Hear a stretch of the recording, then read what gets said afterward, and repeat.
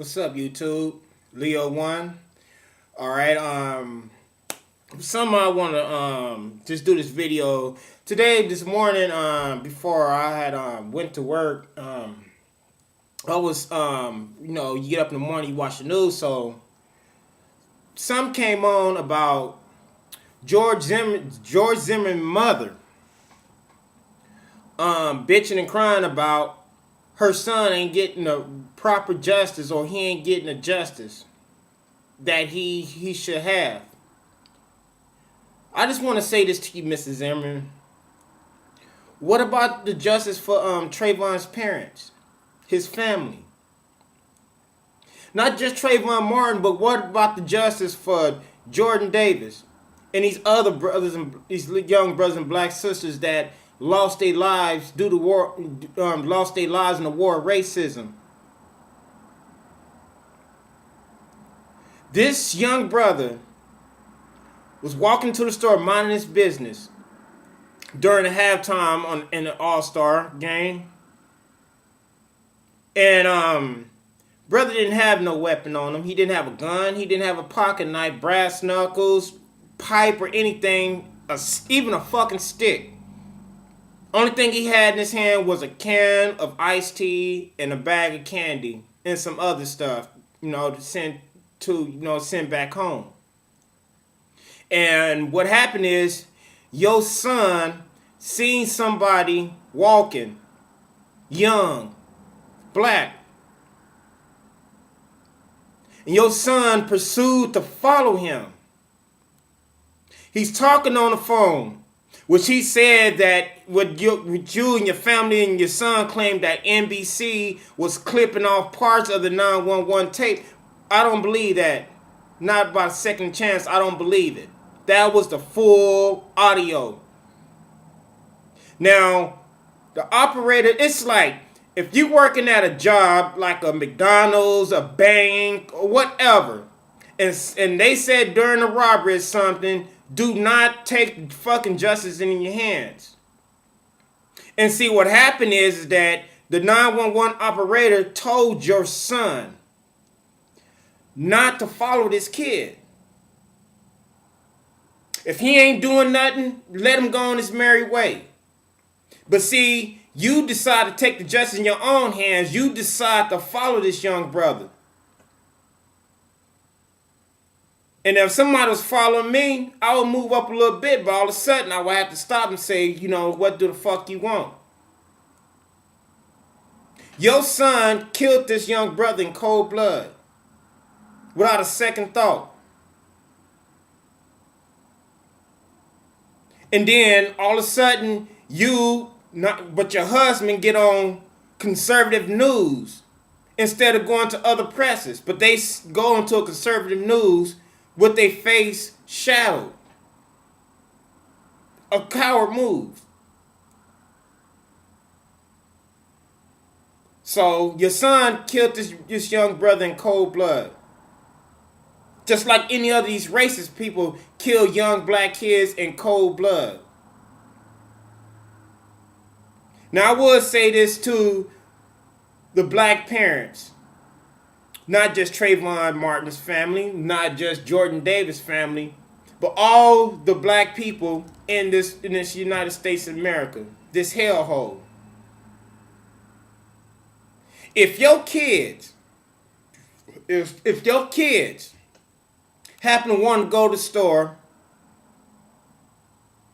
or you send them to the store, or you send them anywhere, even though they say they're adult, they can handle themselves, but still go with them. If not, follow them. Because I'm going to tell you something like this. If that was a dog walking around, George Zimmer wouldn't have did that. If Trayvon Martin's father would have walked to the store with him, George Zimmer would have backed the fuck up like a lobster. He wouldn't. Still today, Trayvon Martin, hell, probably would be graduating from school. He probably would have met a young sister. Yeah, he probably would have shot a hot one in him. He probably would have been a father by then. Your son took this young brother's life. And see, that's the problem with with the racist society today, because when they kill somebody that's black, the opposite race of them, all of a sudden they feel victimized. They feel that they need the justice. But see, the thing is that when those two brothers in Brunswick, Georgia, claimly to shot this young baby in the head, the justice system want these two brothers to fry. And if it was back in those days, hell, they probably would have been hung already. So yeah. Y'all claim all the justice that you want. Because see, it's guiltiness. Just like in Connecticut when this motherfucker went and shot these 20 kids. You don't see the press conference having anger against this white kid this white young man because he went in and shot these kids execution style. And they ain't gonna do it because they feel guilt. How can one of our own do something like this? And if you ever watch the news, every time something happens, when a white person do something in their community, they always say, wow, I never thought this would happen in my neighborhood. That shit happen every fucking day. It happens every day.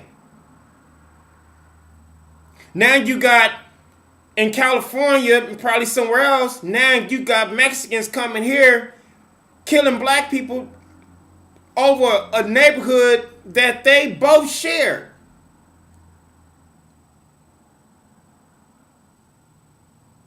But see, now when they get jobs and shit like this, now thinking they replacing us, they get too big for their ass now.